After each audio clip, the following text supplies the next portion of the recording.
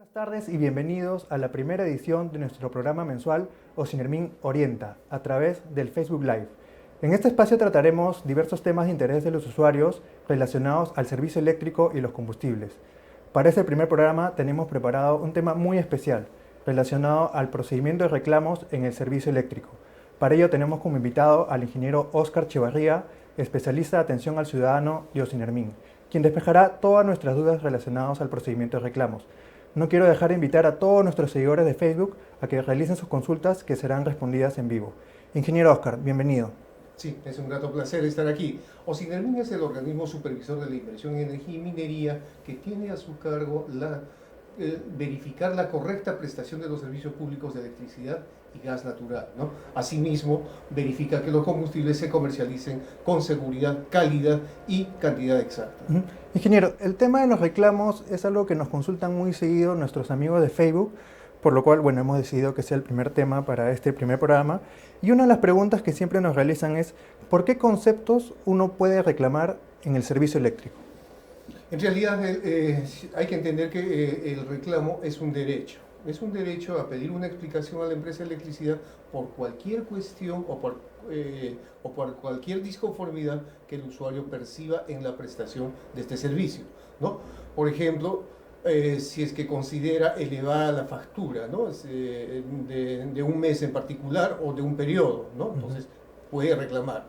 Si le están facturando una cuenta que ya pagó o que considera que ya pagó el usuario, ¿no? También el cobro de recuperos, ¿no? Que a veces no son debidamente explicados, por una cuestión o el desconocimiento de sus contribuciones reembolsables, ¿no?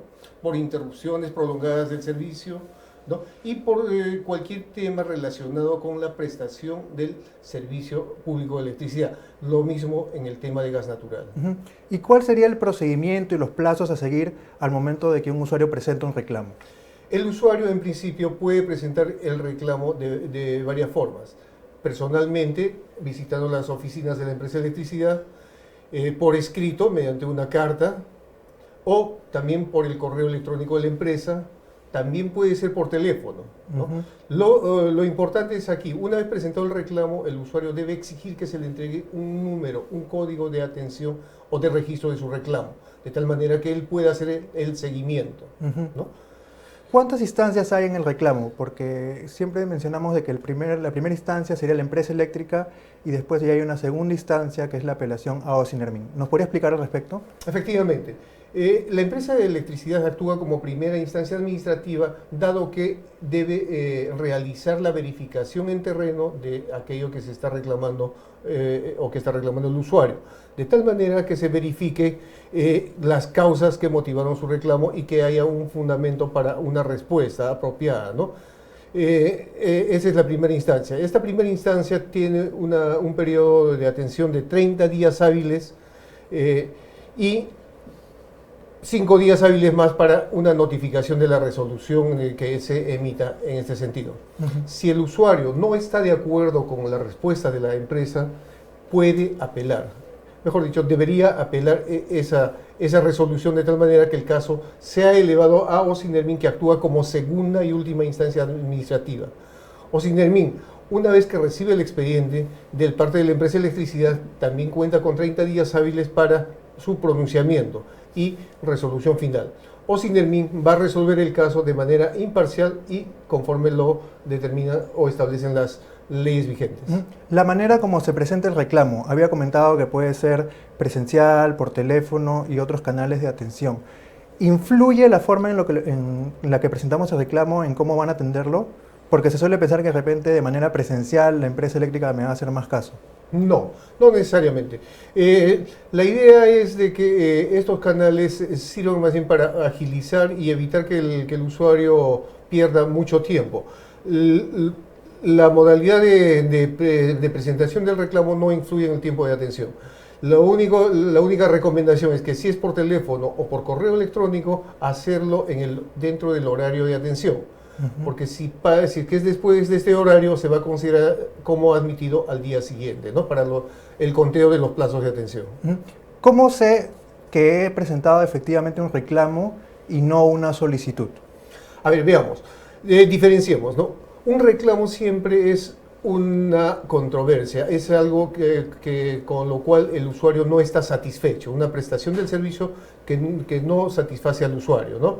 En cambio, una denuncia o un servicio o una solicitud está relacionada más bien con un aspecto técnico que la empresa de electricidad debería resolver, ¿no? Para que el usuario continúe con su servicio, ¿no? Por ejemplo, si se fue la luz de la casa, ¿no? Porque saltó un fusible, o se necesita una reparación porque el cable de la cometida se quemó o se cayó, ¿no es cierto? Entonces, ese tipo de servicios son de solución rápida y entonces simplemente se califican como una solicitud, ¿no? En cambio, un reclamo siempre denota una controversia, ¿no? Una insatisfacción del usuario con los servicios que está recibiendo de parte de la empresa. Entonces, ¿cuál sería la diferencia entre reclamo, denuncia, solicitud? Porque son conceptos diferentes, ¿cierto? Efectivamente, ¿no? Entonces, reclamo es el derecho del usuario a pedir una explicación sobre algo que no le parece normal, ¿no? Algo con lo cual no está satisfecho en la prestación de su servicio. Una solicitud o un pedido es un pedido, por ejemplo, de una reparación de algún componente eléctrico de su conexión, ¿no? O al interior de su vivienda.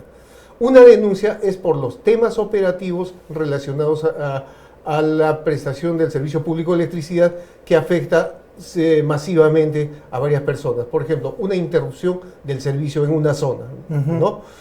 También las distancias de seguridad, un cable caído en la calle, en la vía pública, ¿no? Es un riesgo eléctrico. Entonces, todo esto se atiende como una denuncia y las denuncias se atienden de manera inmediata, ¿no? Al más breve plazo. Tenemos algunas consultas de nuestros seguidores en Facebook. Ingeniero, ¿qué hace Ocinermin ante concesionarias que no hacen caso a las resoluciones que emite Ocinermin? Digamos, ya una vez que Ocinermin pasó la segunda instancia administrativa, Ocinermin da una resolución. ¿Qué pasa cuando la concesionaria no hace caso a esta resolución? Bueno, las atribuciones legales de Ocinermin son iniciar los procesos sancionadores que correspondan, ¿no es cierto? Ante el incumplimiento se inicia un proceso sancionador que normalmente concluye con una multa. Si la empresa no cumple aún así la resolución, esta multa se duplica y así sucesivamente, ¿no? Bueno, eso es lo que permite el ordenamiento legal vigente. Tenemos otra pregunta que está relacionada al tema de la tarifa eléctrica, ¿no? ¿Por qué la variación de la tarifa eléctrica? ¿Por qué sube, baja? A ver, la tarifa eléctrica de acuerdo a la ley, debe revisarse mensualmente, ¿no? Y Ocinermin hace una revisión técnica de todos los parámetros y componentes de la tarifa eléctrica, ¿no? Entre estos parámetros están el precio internacional de los metales, el índice de precios al por mayor, ¿no? El tipo de cambio y bueno, entonces todos estos componentes van variando mensualmente y hay una fórmula polinómica de ajustes que va indicando si las tarifas suben o bajan, ¿no? Porque no necesariamente suben todos los meses y lo mismo tampoco bajan todos los meses, ¿no es cierto? De lo que se trata es de preservar una tarifa que sea justa para los usuarios, pero también que cubra los gastos de las empresas de electricidad. Hay otro concepto aparte del de reclamo y denuncia, que es la queja. ¿Nos podría hablar a qué se refiere este concepto? A ver, dentro del procedimiento de reclamos puede el usuario presentar queja siempre y cuando la empresa no cumpla con el trámite apropiado conforme a las normas vigentes del reclamo. Por ejemplo, ¿no? La negativa a admitir el reclamo ya puede ser motivo de queja de parte del usuario hacia Ocinermin, ¿no?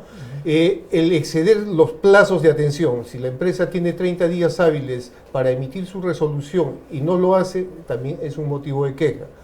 Las deficiencias, por ejemplo, en las notificaciones, ¿no? Si el usuario pone una dirección y la empresa de electricidad envía la resolución a otra dirección, también es un defecto de tramitación y el usuario puede quejarse, ¿no? Otro motivo de queja es que una vez presentada la apelación, la empresa de electricidad no cumple en elevar el expediente dentro de los 5 días hábiles hacia Ocinermin, ¿no? También ese es otro motivo de queja. Entonces, las quejas son remedios procesales del reclamo. Tenemos otra consulta de un seguidor de Facebook relacionado al tema del alumbrado público. El alumbrado público, bueno, es una denuncia, ¿no? Cuando uno ve un poste apagado. Lo que nos consulta precisamente es ¿qué hacer si la empresa no cumple con arreglar el alumbrado público dentro de los 3 días que tiene permitido hacer? ¿Y cómo actúa Sinermin si no cumple con este plazo? Efectivamente, ¿no? Las deficiencias de alumbrado público se tratan como denuncias, ¿no? Y tienen un plazo, de acuerdo a los procedimientos, de 3 días hábiles como máximo para atención, ¿no? En el caso de que no se cumpla, el usuario debe informar eso a Osinermin para que Osinermin, en principio, nuevamente reitere el tema de la reparación del alumbrado público y simultáneamente inicie el proceso sancionador por el incumplimiento.